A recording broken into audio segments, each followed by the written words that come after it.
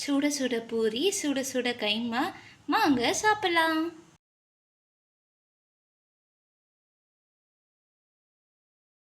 அடுப்பில் குக்கர் வச்சுட்டு எண்ணெய் ஊற்றிக்கோங்க. பட்டை ஏலக்காய் கிராம்பு சோம்பு போட்டுக்கோங்க. சின்ன வெங்காயம் போட்டுக்கலாம்.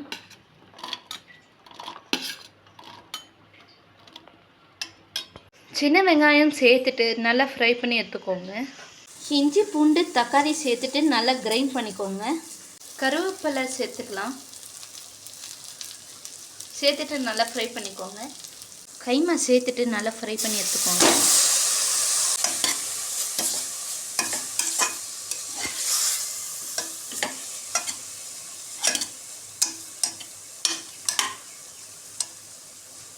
சால்ட் போட்டுக்கலாம். 2 டேபிள் ஸ்பூன் மிளகாய் தூள் சேர்த்துக்கோங்க. சேர்த்துட்டு நல்லா ஃப்ரை பண்ணி எடுத்துக்கோங்க. கிரைண்ட் பண்ண இஞ்சி பூண்டு தக்காளி சேர்த்துக்கலாம். தேங்காய் நல்லா கிரைண்ட் பண்ணிவிட்டு பால் எடுத்துக்கலாம். இஞ்சி பூண்டு பச்சை வாசனை போக நல்லா ஃப்ரை பண்ணிக்கோங்க. தேங்காய் பால் ஊற்றிக்கலாம்.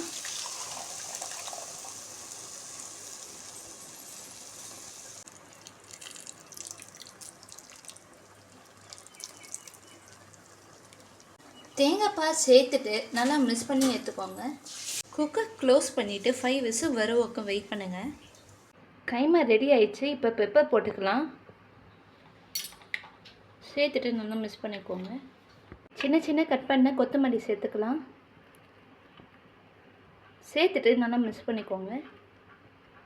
பூரிக்கு மாவு பிசைஞ்சிக்கலாம்.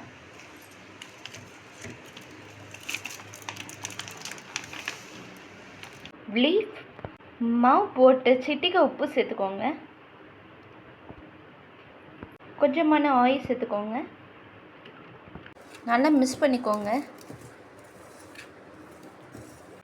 தேவையான அளவு தண்ணி ஊற்றிட்டு பிசைஞ்சிக்கோங்க. மாவு பிசைஞ்சிட்டு மூடி போட்டு மூடிக்கோங்க. காஞ்ச உடனே எண்ணெய் ஊற்றிக்கோங்க.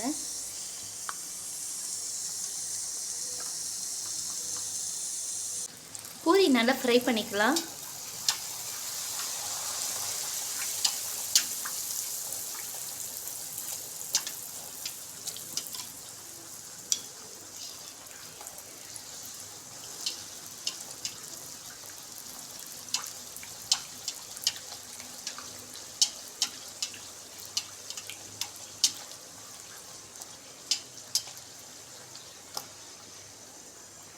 கோல்டன் ப்ரௌன் ஆனோன்னு எடுத்துக்கலாம்.